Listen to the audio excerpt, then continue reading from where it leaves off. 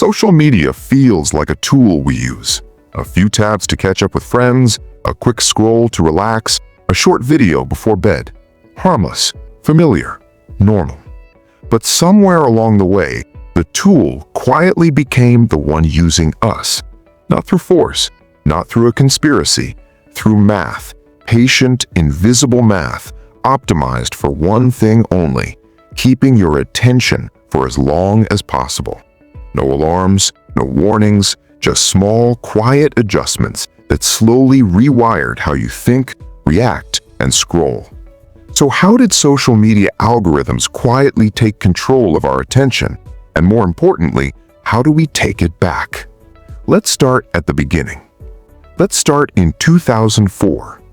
Facebook launched as a simple network for college students. Early social platforms were straightforward. You posted something and people you followed might see it. Most feeds were chronological. That meant your attention was still mostly yours to manage. You chose who to follow, what to click, and when you were done. Then, the business model crystallized. Social media wasn't going to become a trillion-dollar industry by charging subscriptions. It would make money the modern way: advertising.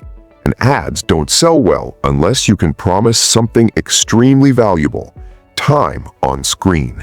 Because the longer you stay, the more ads you see.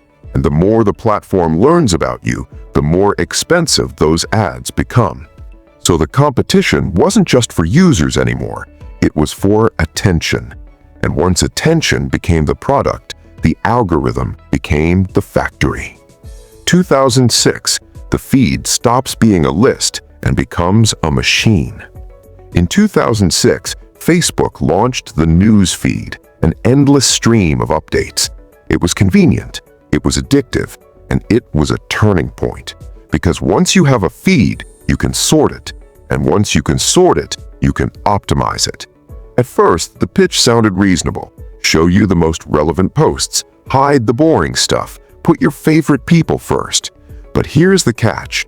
Platforms can't directly measure what's meaningful to you. They can only measure what you do, what you click, what you pause on, what you watch to the end, what you comment on, what you share, what makes you come back later. So over time, good content stopped meaning true, helpful, or enriching. It started meaning content that holds you. And holding you is extremely measurable.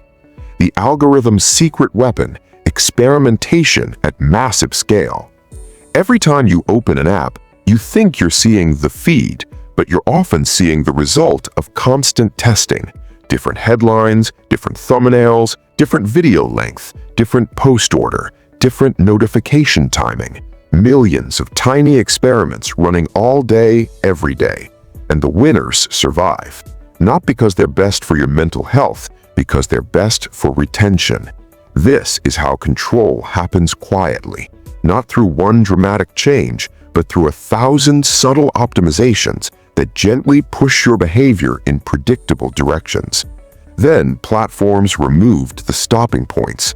Older media had endings. You reached the end of a newspaper. You finished a TV episode. You hit the bottom of a web page.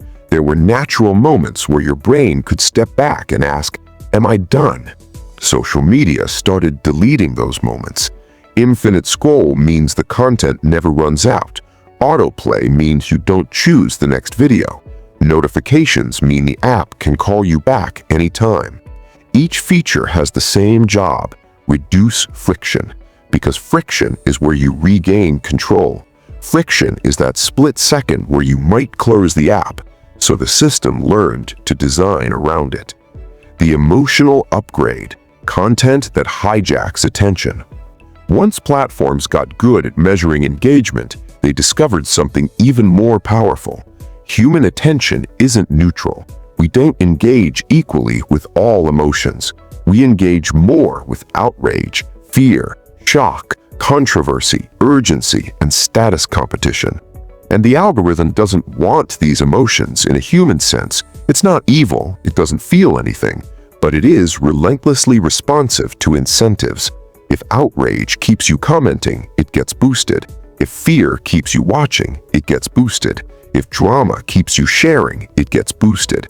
So over time, the feed becomes less like a calm stream of updates and more like a high-speed conveyor belt of emotional triggers. And it works even when you know it's happening. The personalization trap. Your feed isn't reality. Two people can open the same app and live in two completely different worlds because the platform isn't showing you what's most accurate. It's showing you what's most likely to keep you engaged. So it builds a model of you, not the version of you that reads books and makes thoughtful decisions, the version of you that's easiest to predict. It learns what you can't resist. It learns what you hate watch. It learns what makes you argue. It learns what pulls you back when you're tired, stressed, lonely, or bored.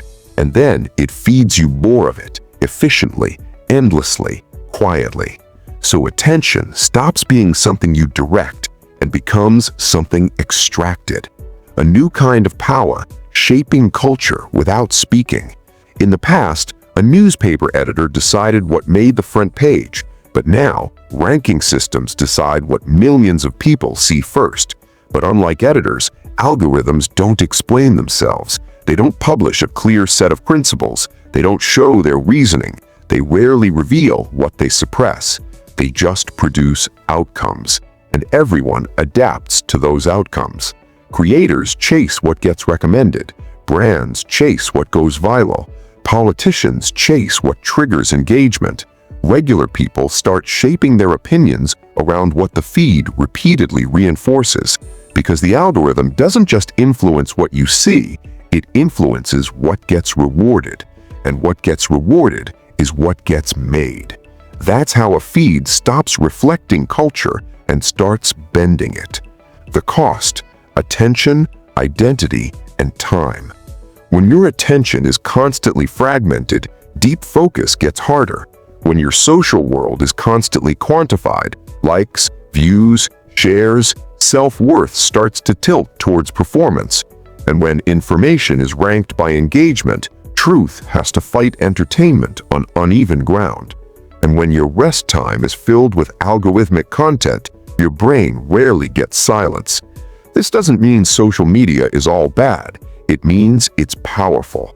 And when something powerful is optimized for profit, it will eventually prioritize what keeps you hooked, not what helps you thrive.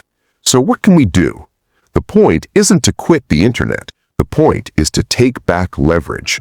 Here are a few practical shifts that make a real difference. Turn off non-essential notifications. If the app can't interrupt you, it loses a major control lever. Add friction on purpose. Log out. Remove the app from your home screen. Use screen time limits. Make opening it a choice again. Curate your inputs like your diet. Unfollow what spikes anxiety. Follow what builds skills, context, and calm. Use chronological feeds when possible. If you can escape ranking, you escape the most manipulative layer. Set closing rituals. Decide 2 videos, then I'm done, or 10 minutes, then I stop. Create your own stopping points. These aren't perfect solutions, but they shift power back towards you. The bigger lesson: if a platform makes more money when you spend more time, it will eventually get extremely good at taking your time. Not necessarily because the people building it are villains, but because the system rewards whatever increases watch time, clicks, and retention. That's how control happens. Quietly, rationally, one metric at a time.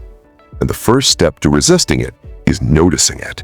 If you want more videos like this, clear explanations of the hidden systems shaping our lives, subscribe and turn on notifications only if you genuinely want them. And I'm curious, what's one algorithm-driven habit you're trying to break right now? Drop it in the comments. I read them, and it helps shape what we cover next. And finally, if you found this useful, share it with one friend who's been stuck in the scroll. That one share helps more than you think.